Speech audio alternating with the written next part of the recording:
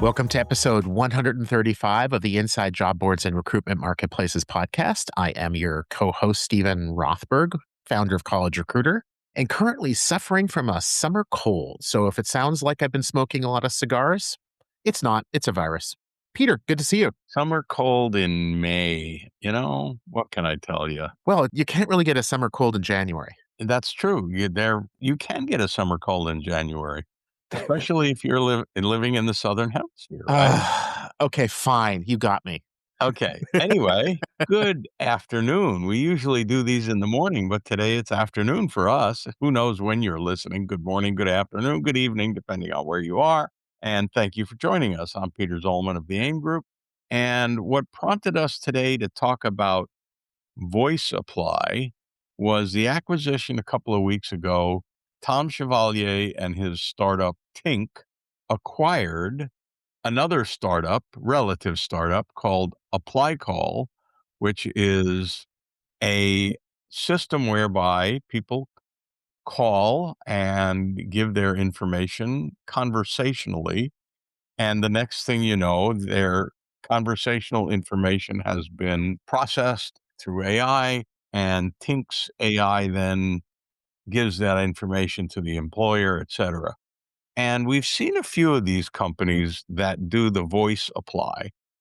What struck me about Tink and Apply Call was that they are targeting specialized high-end niches or niches, specifically nursing and healthcare. And the company that we reported on a couple of years ago, and you and I talked about this, Stephen, but I couldn't find it in our archives. I know it's out there. They were specializing in blue collar. They started in Europe and they said, truck drivers don't have a resume. And even if they do, they don't have the time, the patience, the inclination to upload the resume to apply for a job through a resume. So they call us or we call them and we say, we ask you 6 questions. We take those 6 questions and we process the answers to those 6 questions and we stack rank them. And we have a field of candidates. So the question for you, Stephen, is everybody going to be doing this in 5 years? Oh, hell no. End of podcast. It's been a pleasure. Yeah. It's good as always. To be specific, I don't want anybody to think that I feel like this stuff has no merit and that nobody will be doing it. I do think that some will be doing it, but I do not think of this as a replacement for job posting ads or the way that a lot of job boards do business now.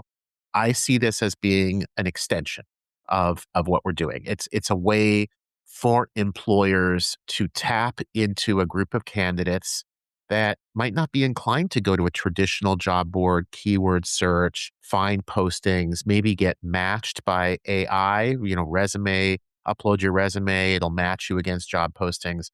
What I've thought of with these voice based systems, though, and I think you touched on this, Peter, is that they've largely been confined to what some people call blue collar work, what some people call standing jobs, but it's the customer service, it's the truck driver, it's the day laborer kinds of roles. Now we're starting to see this creeping into more white collar sitting kinds of jobs, the jobs that you do at a desk behind a computer, including a lot of the healthcare positions. It'll be interesting to see how well it works. Well, obviously, saying to the guy who runs the high volume hiring podcast, there's some real merit to the option of saying, we're going to make 1,000 phone calls. Now, you have to be careful in the States, at least, about do not call lists. Yeah. And certainly in Europe, there are all sorts of privacy restrictions. But we'll make 1,000 phone calls, or we'll make 1,000 texts, or 10,000 or 100,000 to people and say, here's an opportunity you may be interested in. Answer the phone, call us at, and just answer 5 simple questions or 6 simple questions. And if you're looking for nurses and you can get 200 of them to call you out of 10,000, and you have a story about that, so I'll let you tell the story. Missed revenue, late releases, customer churn, those aren't just major business issues, they're people issues. On Higher Power Radio, we dig past symptoms to the root leadership, hiring, and process problems that hinders company growth. Real founders, real diagnostics, and actionable takeaways that you can plug into your business today. Peer lessons to fuel your company's growth. Subscribe to the Higher Power Radio Show and start plugging your people issues in your business today. Hire, Hire, Power, Power, radio, radio.com, or here on the Work Defined Network. You were playing softball pitcher and throwing me a nice underhanded, pitch there. I was at a conference in mid-May. One of the presentations was, a talent acquisition leader at a big healthcare system, along with the CEO of a, HR tech or TA tech vendor that offers this kind of voice system. The healthcare system was concerned that in 9 days, their nurses, 2,000 or 4,000 or so, yeah, 4,000 nurses were gonna go on strike, and if you're running a chain of hospitals, you can't really close the doors like you can if you're running a cupcake shop. So they brought in this vendor who did massive outreach to nurses. And the goal was to basically bring in 2,000 nurses to break the strike or to be working while the permanent nurse employees were on strike. They didn't end up needing to do that because the strike was settled, but they played some recordings of the interview process. It was, I would say the best word I can describe it is awkward. The typical AI pauses, the syncophatic language, that's really interesting, and just that kind of stuff, I think, made most of the people, most of which were job boards leaders in the audience, just kind of feel like this technology is coming, but it's not quite here yet. It just didn't come across in a very candidate friendly, polished manner. But that doesn't mean that it's not going to be there in 6 months or a year. And it doesn't mean that it doesn't have merit today. I just think it's going to get a lot better.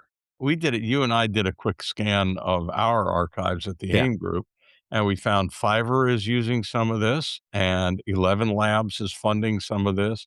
Hackajobs is using conversational AI. Don't know if that's audio. I wanted to look it up. And there are at least several other companies doing this service. And the one that most impressed me said, dial this number, truckers, people who are day laborers, people who are, restaurant workers looking for a quick fit. And within 10 minutes, you've been interviewed, Hmm. 6 questions. One of the things that struck me about it was that it was language neutral. So if you spoke English, if you spoke French, if you spoke Spanish, if you spoke Portuguese, it would translate it and it would stack rank it. It's being used by Tesco or one of the big UK supermarket chains. And they said a ton of their hiring for their entry level jobs. And those entry level jobs, unlike entry level jobs in white collar, Hmm. those entry level jobs are never going to go away. They're going to be people stocking shelves or straightening shelves, even if there are robots doing some of it. They're going to be people. They're going to be some cashiers at the supermarket, even if most of the cash registers have become self service. Yeah, and speed matters greatly Hmm. with those roles, right? I mean, if Absolutely. somebody can just sort of be impulsively looking for a job, they're a nurse and they're happily employed, but something better comes along, or they're out of work and they're looking for a cashier position, whatever. There are tons of different options there. But if you're Tesco and you can put a candidate through the application screening process, extend a job offer to them in a couple of days, you're going to have your choice of candidates when your competitors are taking 2, 3, 4 weeks. So it's one of the reasons I like these systems. One of my concerns about them, though, is that along with a lot of the AI powered hiring system, there's really no way of knowing how well they work. And what I mean by that is if 1,000 candidates come in through the process and the AI tools, which are almost all built on top of OpenAI, some of them Grok, Anthropic, Gemini, whatever, the big foundational models, all of those companies have said publicly that there is no reliable audit trail. You cannot ask Gemini with any degree of accuracy how it arrived at a decision. It will give you an answer. It'll tell you this is what it did, but it's kinda like me saying to you, "Hey, Peter, remember a week ago when you went for lunch? What did you get for lunch? Why did you choose to get that rather than something else on the menu? Did you like it?" To the best of your ability, you're gonna give me an answer, you're gonna tell me what you think is correct, but you won't actually know it's correct because it's looking back, and I'm concerned about the bias. I'm concerned about these systems making the hiring manager believe that this candidate is well ranked and this other one is poorly ranked. 2 things, though. Number Yeah. 1, there's a certain level of verification and authenticity if you have a candidate doing a voice interview. Yes. That's number 1. Number 2, if I have a big banquet tomorrow night at my hotel and I Mhm. discover I'm 12 servers short, I don't really care about the long term. I'm not really concerned about the bias. I want 12 servers for tomorrow night. And these voice application tools or these voice qualification tools and interview tools can certainly go a long way. If I need a trucker who is going to drive for my company and I can qualify him or her through a series of 6 questions. Do you have a commercial driver's license? Have you driven over the road trucking or do you prefer local trucking? Do you have a hazardous materials certification? And 6 qualifications knock out 70, 80, 85%, leave me with a much tighter pool. And then the AI tool says, here's a list of 24 versus going through 1,000 resumes, most of them never would have come in at all. I think this is definitely an I option. do wanna chime Yeah, in with a couple quick things though, sure. if you don't mind. I don't mind at all, of course. I think what you're describing there is improved efficiency for the employer, and I Absolutely. agree, but that doesn't improved efficiency does not mean that it's legal. And some of the examples that you stated, I think, would be from the kinds of organizations or the kinds of hiring needs that the employer would be more likely to say, I don't really care what the law is, I just need to be staffed. Where for a hospital system that's been around for 100 years, that'll be around for another 100 years, the likelihood of being sued or criminally charged for illegal hiring practices is definitely much more of a concern than somebody who is just throwing a wedding. Speaking of a banquet, I want to know, Peter, why I wasn't invited to the party that you're hosting. You were invited, you just didn't come. And last but not least, I want to express my condolences on the disappearance of your hockey team, the Minnesota Wild, from the Stanley Cup. Oh yeah, and we're recording this the day after our team was eliminated, and so by this time it that people are listening to this, it will be old news, I knew that, but I didn't have but sad news. I can express condolences whenever. Thank you, Peter. Thank you, sir. Have a good one.